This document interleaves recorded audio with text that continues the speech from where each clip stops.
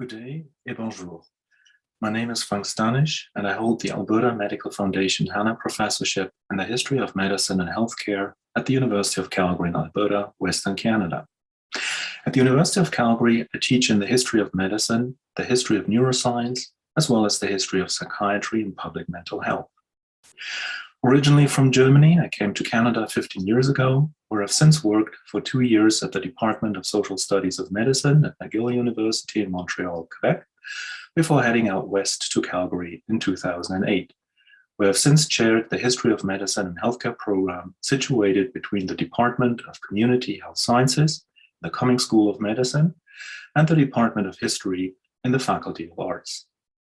Today, I wish to thank the Canadian Studies Centre at the University of Innsbruck, and especially Professor Ursula Moser and Professor Thomas Hoffmann for their kind invitation to provide this video presentation for prospective students and scholars in Canadian studies.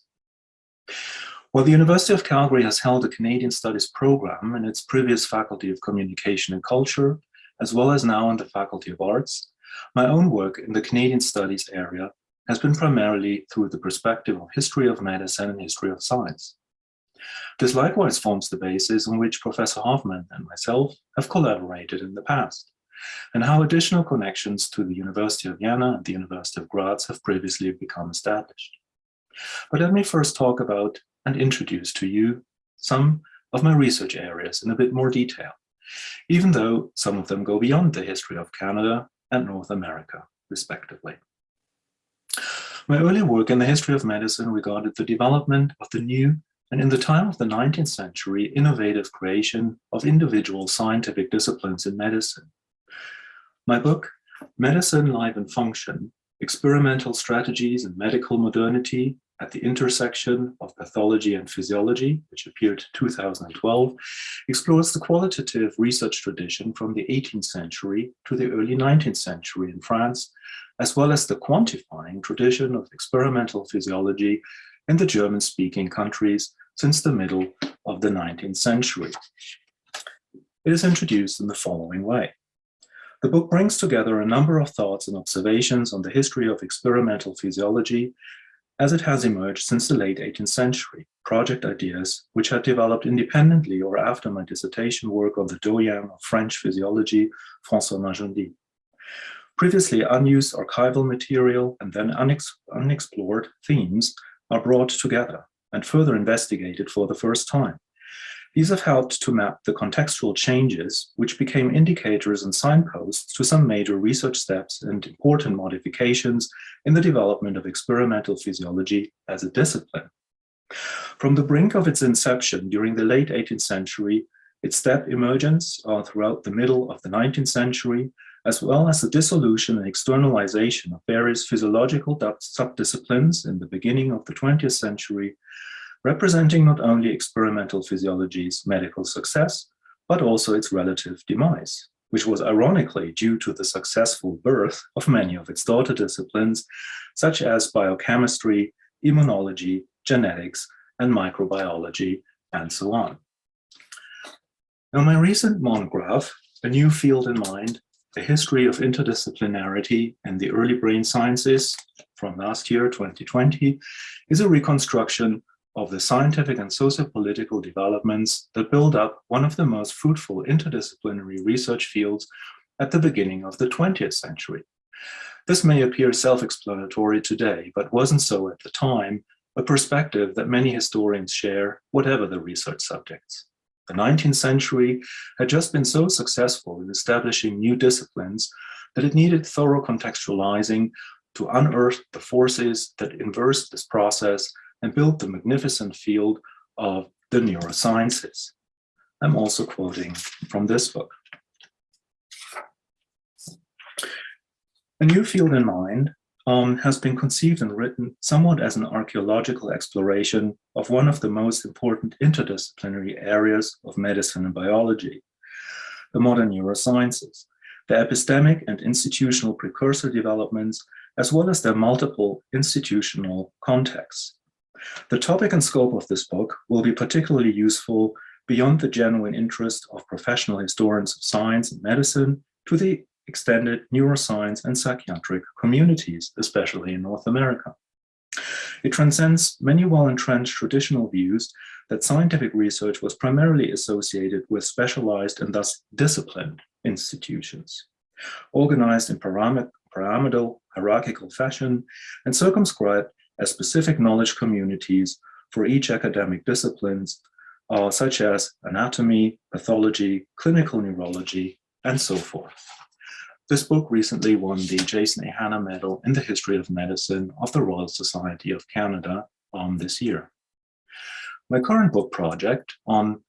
Great Minds in Despair, the Forced Migration of German-Speaking Neuroscientists to North America, 1933 to 1989, investigates the so-called brain gain thesis, which is often taken as an unquestioned given in studies of the forced migration of physicians and medical researchers following the Nazis' rise to power in Germany and Austria in the early 1930s. Research literature on the receiving countries has primarily tended to take the intellectual, academic, and institutional dimensions of the forced migration wave into account, while the individual fate and adaptation problems of many émigré psychiatrists and neurologists are still considerably under-investigated. In this monographic project, I hence look at the fate of a group of émigré physicians and researchers who could be classified as early neuroscientists and who immigrated to Canada and the United States either transitionally or for good.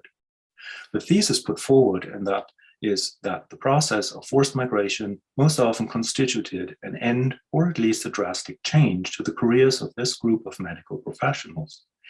And Canada was an important receiving country of Jewish and oppositional émigrés who helped establishing new medical disciplines such as geriatrics and gerontology, educational programs in clinical psychiatry in underserved provinces, or contributions to significant reports on the status and scope of institutions and departments in the public mental health community in Canada. This work has so far led to multiple journal special issues and edited collections, and is now finally synthesized in my current monographic project. My ongoing research regarding the plight and fate of German-speaking émigré neuroscientists was also the basis for the earlier collaborations with Professor Hoffman from your Innsbruck Department of Teacher Education and School Research,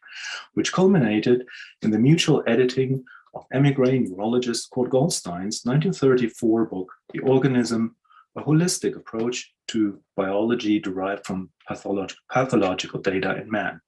in a historically introduced and commented form. And this was the second edition of the German original book, which appeared for the first time with Fink as a German publisher. Even though Der Aufbau des Organismus was written in exile, it is empathically a product of German medicine and culture, and indeed is best understood as the climax of Goldstein's 25 years work in neurology and medicine in the country of his birth. Its immediate roots lie in work that Goldstein carried out in Germany in the 1920s with the Gestalt psychologist Ademar Gelb, trying to understand the dynamic reconstitution of function in brain-damaged soldiers. Even though much of its core clinical material was related to war veterans, the larger theoretical conclusions became infused with insights from the physiology and psychology of the interwar period, as well as by Ernst Cassirer's functional philosophy, Cassirer was his cousin, phenomenology, and existentialism. The book had a number of agendas. It aimed, for example, at challenging the tendency of neurology and physiology of the early 20th century to think about brain damage as a mere loss or breakdown that could be referred to localized areas of the brain and nervous system. Instead, Goldstein emphasized the meaningfulness of the behavior of his brain-damaged patients. They were not only expressing a defect, they were also reflecting an effort to adapt to their environment in the face of their neurological problems.